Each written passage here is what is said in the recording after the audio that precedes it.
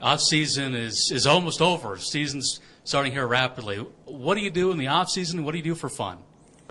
You know, I think at this point in my life, the off season is a lot about family. You know, I've got my kids are not living locally, except for one of them right now has come back to do a clinical at the hospital. She's in her last year of physical therapy school, but my kids are scattered around. So whenever we get a chance, Vicki and I are going to travel and try and see those kids and the 5 grandkids we have that are all 6 and under, and that's the main thing we try and do. Of course, obviously, when you're here in town, you're going to take care of your basketball program, and you know, I used to be a little bit more of an avid golfer than I am now. Play a little golf, whatever you have time to do. But the off seasons, as I said off camera, go pretty fast anymore. It's hard to believe we're closing in on a new year.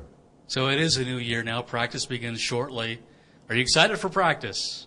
You know, this year is really an interesting year because we lost that core group of guys that won 4 straight regular season WAC championships, and now we're starting over with a whole bunch of new guys. We've got a few veterans, but not very many, and those kind of years as a coach, obviously they're a little scary, but they're also a little bit fun because you look forward to try and develop the new group you've got and see what can happen with this team. You know, the last few years were awesome, and as I say, that group did an unbelievable job. But we went into every year being picked to win the WAC, and it was like, okay, if you don't win the WAC, you guys are dogs in a sense. And I don't know that people felt that way, but there was a lot of pressure on those kids and on our coaches. And when it was all done, you were able to say, oh boy, it was a spectacular year. But during the middle of it, of course, it was tough at times. And this year will have its reasons for being tough. Coaching is not what you call a soft profession. It's a pretty tough business, but I like what I do. I always have. That's why I've done it this long, and I am looking forward to this new challenge. Tell us some of the returners coming back, and if you could, a couple of the new guys that you expect to make an impact. Well, obviously, we start with our seniors on the returning guys. You know, they have to step up and produce. Brock Keith Payne is a first-team all-conference WAC guard, and we expect him to have an awfully good senior year. Brady Jardine has been an awfully lot like a starter, the amount of basketball he's played for us, and here he is his senior season already, and you know, I think he expects to have an impact, and I expect him to. Morgan Grimm is going to get his chance to get minutes and prove what he can do. All 3 of those seniors, like I say, really have to show the new guys what it's all about in terms of everyday practice habits, in terms of the character things we expect in this program. You had Ben Clifford, you know, who redshirted last year as a freshman. Preston Medlin, who played a couple years ago as a freshman, redshirted last year, is now a sophomore. I don't know if I'm leaving anybody out, but that's about the extent of our veterans. We have 17 kids in our program, and at a meeting the other day I said, stand up if you've ever checked into a game at Utah State, and 5 of them did out of 17. I did leave out E.J. Ferris. E.J., you know, played some backup point for us last year, and I think he's ready to prove he can play a little bit. I hope so. But when you start getting to the new guys, you know, I said off camera I'd leave somebody out, and that's the danger. You start talking about new guys, and really at this point we haven't even started practice, so it's kind of hard to say, well, this guy and that guy and those kind of things. So I'm not going to. I just don't know enough yet to start singling out our new players. You touched on this a little bit, but conference realignment, it's directly affected Utah State and the WAC. What are your thoughts about that?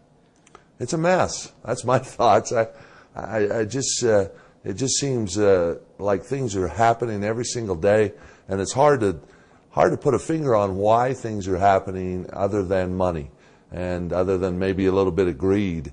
I think college athletics is always supposed to be about the student athlete, and I'm not sure it is right now. I think everybody's rushing to protect themselves and to make sure they have this amount of money or this TV contract or whatever it might be. And you know, it's concerning a little bit. It really is. And yet how it affects us is hard to say. You know, who's going to end up where when the smoke clears, if the smoke clears. I don't know if it'll clear. It might not clear for a number of years.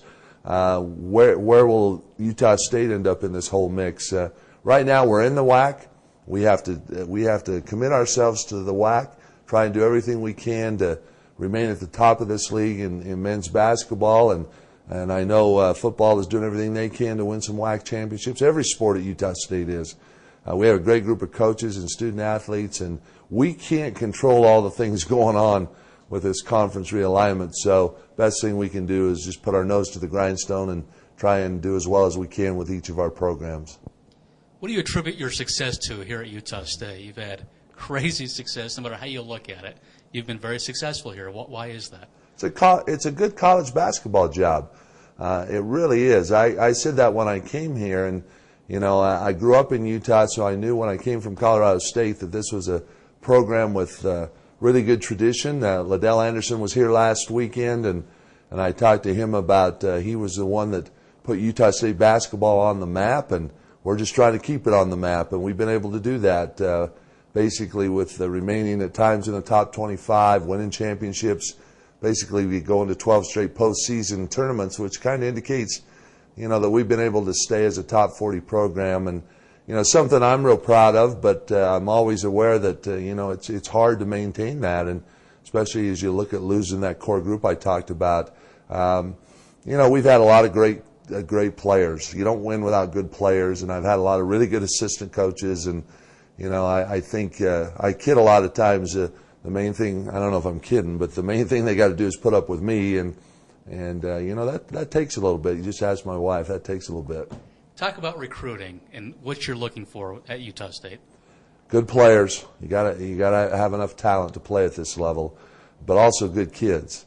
To me, it's really important to have guys that understand why we've won. We've not always been the most talented team in our league, but we've had enough talent that, along with good character and doing the right things and playing the right way, we've been able to be successful. So we got to make sure that we continue to get both good players and good kids. Why is Logan and Utah State such a great place? It's a classic college town. I mean, it just really is, and I think it's maybe the only classic college town in the state of Utah. I mean, it's not a commuter school, and we have some of those in our state. Everybody rallies around the university. You know, I always tell recruits that Utah State University is the big deal in this town, and fortunately basketball has been pretty big as well. So, you know, people try and poke holes in us about the weather or lack of minorities or whatever it might be, and that's because there's so many good things here. They try and put some doubt sometimes in recruits' minds, but it's a great place to go to school. You ask kids who have went to school here, and invariably they love their experience. And you do that at other universities, that's not always the case. And, you know, once an Aggie, always an Aggie. There's a reason kids are loyal to this school, because it's a great place and a great college town. Coach, good luck and thank you. Thank you. I appreciate it, Michael.